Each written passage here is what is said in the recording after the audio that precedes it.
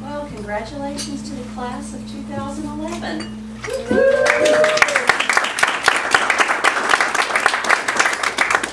Anybody have any idea how long your leadership experience has been going on? 10 months, 287 days. You're the fourth class to graduate Leadership Sumter County. We have more than 70 participants who have completed the program to date. As you know, the Chamber's been in existence for many, many years and has done many.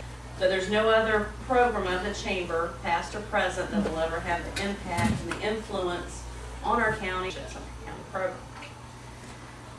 Our commitment to you is that the Leadership Sumter County is not going to be over for you when you leave here tonight. I'm sure Judge Morley is going to talk to you about your alumni group and your journey's just beginning as a leader within the county. Some of you may be invited to join the Leadership Advisory Council, and as the volume and the ranks of the alumni build, we have ongoing networking opportunities for the graduates and more opportunities for community involvement. So keep that in mind as you move forward. You're never done with leadership. But tonight, relax, enjoy, socialize. It's time to congratulate each other, encourage each other, celebrate your accomplishments, and take pride in the fact that you've graduated Leadership Sumter County. At this time, I'm going to ask Commissioner Randy Mask to step up and lead the invocation. Let's pray. Father, we're truly grateful for your blessings, and we thank you for this beautiful day that you've given us. As we gather here today, we ask that you would bless this evening as we recognize that 2011 Sumter Leadership graduates. I ask that you would bless everything that is said and done here this evening, and that everything would be pleasing in your sight. God, I ask that you would bless the food that we are about to receive, sanctify it, nourish it to our bodies, and our bodies to your service. In Jesus' name. We have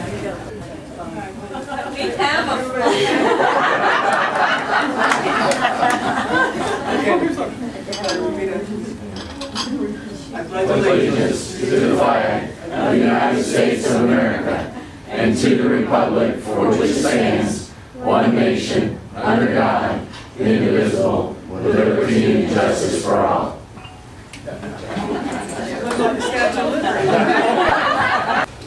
Thank you, Marilyn. It's indeed an honor to be with you tonight. I had two other commitments today, and I didn't know I'd finish the last one in time to be here. But it's great to come and share this occasion with you. I want to congratulate Leadership Sumter Class of 2011. Seems like all these different episodes you went through made you a more, I'd say, concerned citizen of Sumter County, a knowledgeable citizen of Sumter County, and a better citizen by knowing and going through this experience. And it's indeed an honor to provide you with transportation, and we will continue doing that. And so when the 2012 class begins, you can count on us for that, Marilyn. But it's indeed a pleasure to be with you tonight and share this occasion. Again, congratulations to all our graduates tonight. Thank you. Thank you. Thank you. And congratulations to all of our graduates. Hey, Randy, I didn't see you before. Good to see you. And thank you all for your commitment to the leadership program. When you went to Tallahassee and you got to meet our legislative delegation and see how things work up there, you probably realized that the interior counties in the state of Florida don't have as much voting power as our coastal counties. And so we are kind of controlled by what the coastal counties want, unless we get enforceable leaders from Sumter County who are going to rattle cages up there and make things happen for Sumter County. So we're looking to you, residents of Sumter County are looking to our leaders to rattle those cages and to be the leaders for our future, and to bring growth and to bring development and to bring a better quality of life in Sumter County, not only through the legislature and there on the legislature on our behalf, but also within our community. As you went through the leadership program, you got hopefully to know more about Sumter County than you already knew. Most people that, even those who grew up here who have gone through the program, will comment that there is so much more to Sumter County than they were aware of, and that includes the needs of the community. I spoke to you, I think it was your first class, about developing a program or a project for your class to give back to the community and to become the go-to people for our community when we need something, whether it means some influence in Tallahassee, whether it means raising funds for a particular need, whether it means getting new nominees for the next leadership class. We're really going to turn to you and hope that from the experience you've had in the leadership program, you will lead us forward. So thank you again for your commitment to the program and to Sumter County. I don't know of a better place in the whole wide world than Sumter County, but let's continue to make it better. Thank you. Well, there's probably no group that I would be more privileged and pleased to speak to, because the 11 years that I ran the St. Pete Chamber had the second oldest leadership program in America. And I think the Atlanta Chamber was the only program older than ours. So it didn't take long to realize the value of leadership programs. Also, Sheriff, I've never talked to a group where I felt more secure than I do here with your presence and your officers. Andy talked about the challenges a little bit of dealing with people, and really that's life. I don't care what job you're in. Effectively dealing with people is what will either make you successful or unsuccessful. And the interesting thing about a chamber, executive directorship, is that you've got a new boss every year. And one year your boss might be very outgoing, and the next year your boss might be introverted. One year your boss might say, Andy, get her done. Next year your boss might be a micromanager. And so a chamber exec has to flip on from one day to the next on how you work with the president of your board. And then of course you've got a board of very bright people. So I thoroughly enjoyed my 20 years in running chambers. I enjoyed my years in coaching. I've got to tell you that some of the greatest lessons, lasting lessons in my life, though, came from athletics. And the first little lesson I'm going to share with you is one that if you work with the public, you can fully relate. We were playing Oklahoma, my junior year at Oklahoma. And Prentice Gott, who the following year was an All-American fullback for Oklahoma. OU had the ball at midfield, and I'm playing defensive end for Missouri. In those days, you played both offense and defense. But certainly, I'm playing defensive end, and Gott's playing fullback for Oklahoma, and he breaks off tackle opposite me. And first thing you do as a defensive end is make sure it's not a reverse. I saw it was not a reverse, so I start my pursuit angle. I see Gott run over our linebacker. I quicken my pace. I then see him run over our safety, and I really quicken my pace because now I'm the only one left that can catch him. Well, when the coaches draw it up and the play goes away from you, this defensive end is the last player that theoretically could catch anybody if they break loose. Well, with 11 guys on the team, usually when the play went away from me, by the time I got there, one of my teammates already had him at some point. But now I realize, as he runs over our safety, I'm the last guy that could catch him. And I'm coming up from behind, and I'm thinking to myself, if I go for his feet, I can drop him on the spot. But he could break an arm tackle because I'm not going to be able to get my head in front of him. If I go for him around the neck and the shoulders and bulldog him down, it may take longer, but it's safer, and I chose the safer route. Because if you've never played before 76,000 salivating Oklahoma fans, you don't take any chances. And so I get Gott around the neck and the shoulders, and I found out why he became an All-American running back. It took me about 10 yards to finally bulldog him down, but I saved a touchdown. Well, Coach Dan Devine, who later coached at Notre Dame, Green Bay, and won a national championship at Notre Dame, he was our head coach. So that Monday, he's running the films. And he gets to my play, and he runs it back for several times. And he said, now, all of you heads pay attention. He said, Russ took the correct pursuit angle. He hustled. He did exactly what he needed to do. Saved the touchdown. Good job, Russ. So I puffed up like a big toad and thoroughly enjoyed that. The rest of my junior year, from time to time, Coach Devine would talk about that. Each time I'd puff up a little bit more. And now my senior year approaches, and it's summertime. It's about 2 weeks before fall practice starts. And I'm in the downtown drugstore in Columbia, Missouri. That's where I grew up. And I'm looking at the magazine rack because each year there's always a magazine, one or more magazines come out previewing the upcoming college football season. And they preview every team and every conference. And I'm looking at this, and on the cover is my picture tackling Prentice Goff on the very play I've just described to you. I've got my arms around his neck and the shoulders, and I'm thinking immediately that the headline's going to read something like, Russ Sloan, Tiger end saves touchdown. Or maybe Russ Sloan, Missouri end catches Prentice Goff from behind, because that's what happened.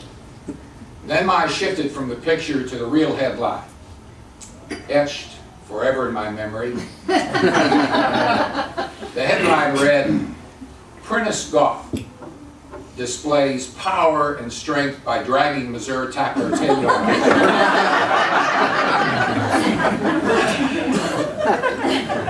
I put that magazine so far back on the shelf they never found it, much less sold it. But it taught me a valuable lesson. Everybody in this room that deals with the public knows what I'm talking about. Sometimes you can do the job the best way it can be done. And I guarantee you there's going to be somebody out there that sees it differently. If you've ever dealt with the public, Randy, you got to know this as a county commissioner. You can do it right, buddy, and I guarantee you somebody's going to see it differently. So that lesson has stayed with me all through my years in coaching and years in chamber. And one other little lesson that I've learned that perhaps is a little bit more appropriate to tonight's graduation. When I got the call from the Missouri coaches that they were going to give me a scholarship, I couldn't wait to find my high school football coach to tell me. Because I knew when I told him, I expected at least to get some kind of congratulatory response. And so I finally tracked him down in the high school, and I said, his name was Coach Rourke, great coach. And he had steely, penetrating eyes. And I said, Coach, I just got a call from Missouri, and they've offered me a football scholarship. Now I'm waiting for the gushy response. And he thought a minute, and he said, looked at me with those penetrating eyes. And he said, well, Russ, he said, a certain number will flunk out.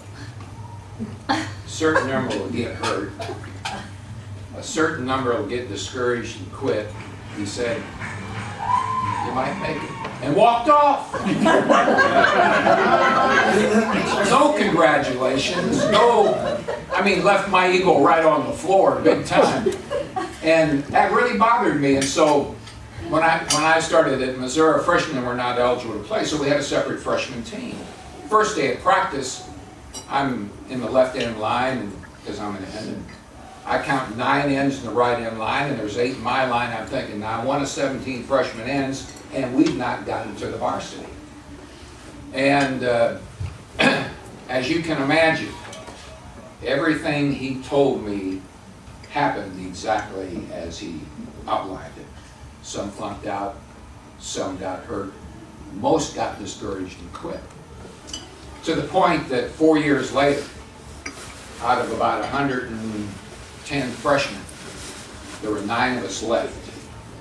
Out of 17 freshman ends, I'm the only end left.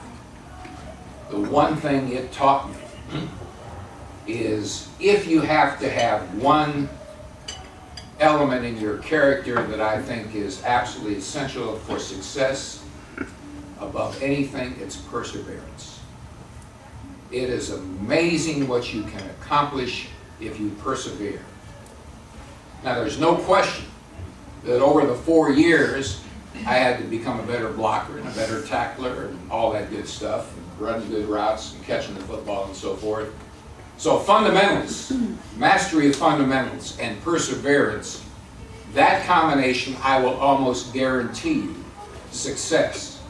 And so whether it's athletics or business, perseverance pays off.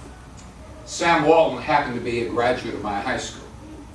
And I tell a lot of people, when I was head of the chamber, I dedicated a super Walmart in South St. Pete.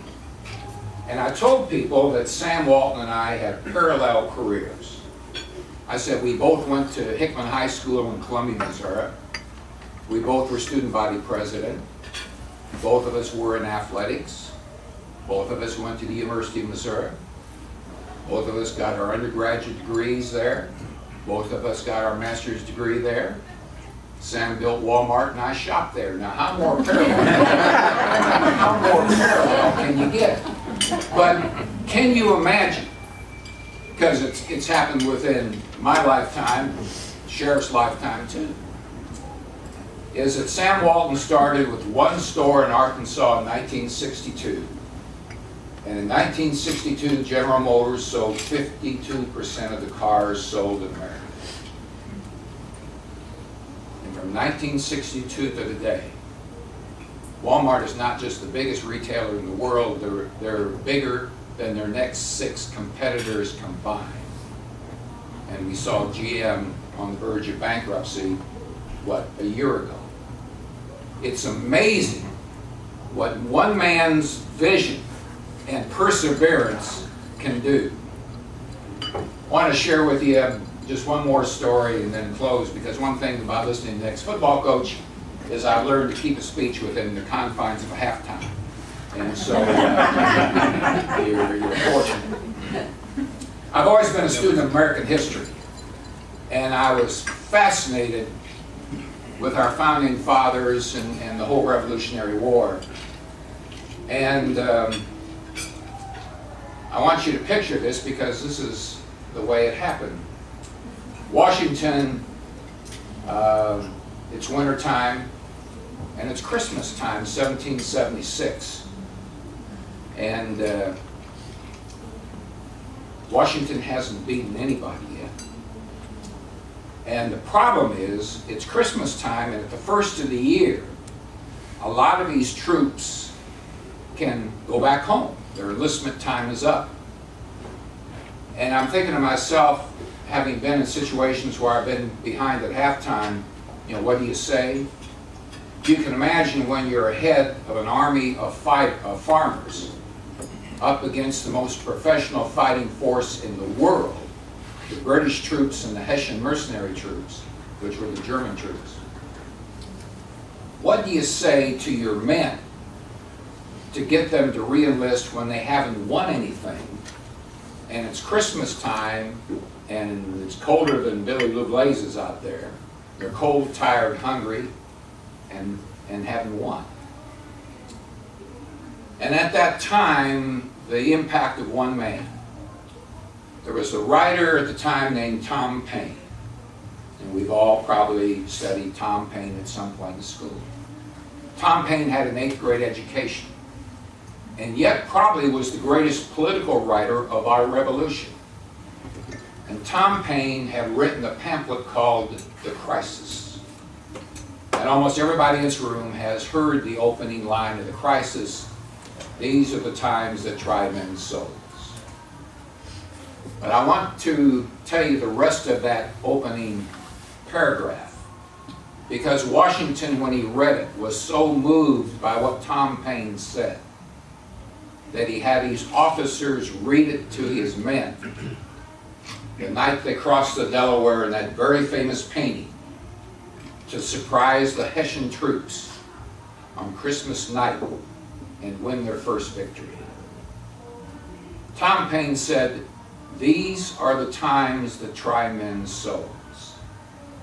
The summer soldier and the sunshine patriot will, in this crisis, shrink from the service to the country.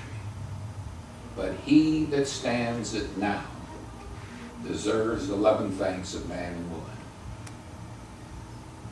Now I want you to think, if you were one of those soldiers,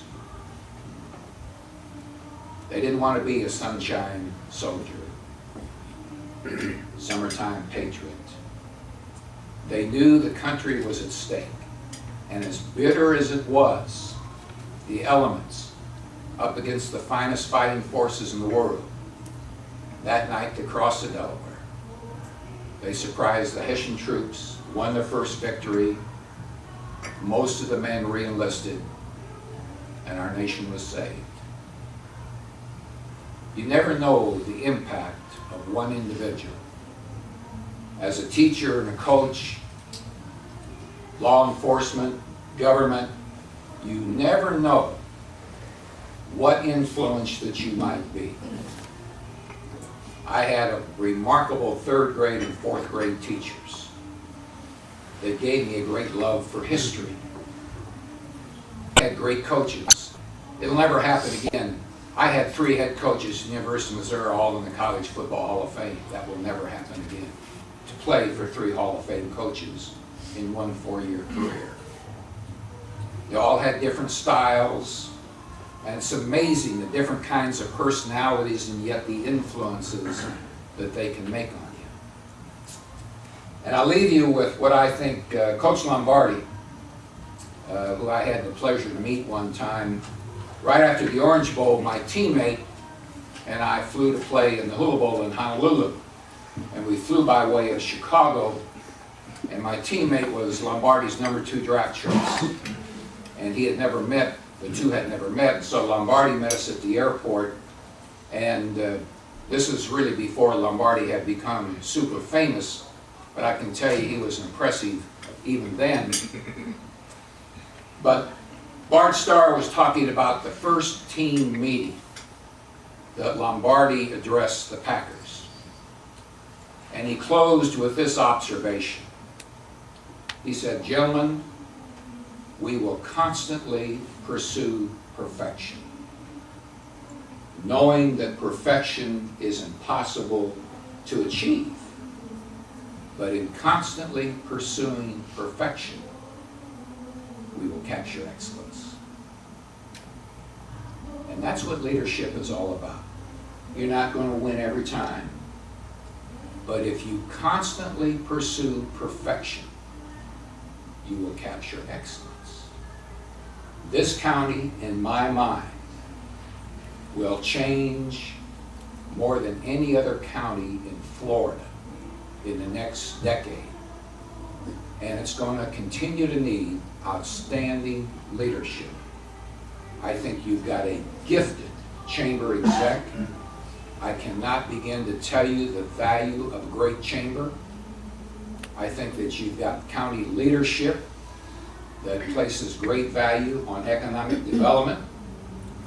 And so I see great things ahead for Sumter County. But it's only as good as a leadership that constantly pursues perfection in hopes of capturing excellence.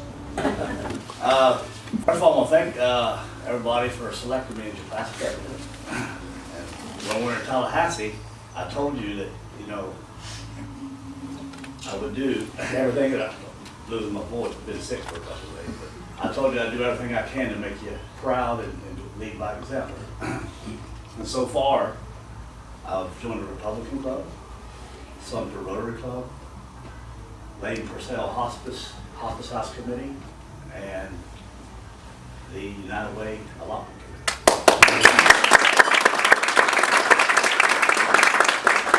So now, I put the challenge up to y'all to come and join me, and let's get active in Sumter County and continue to make it better. It is growing fast, but we'll continue to grow.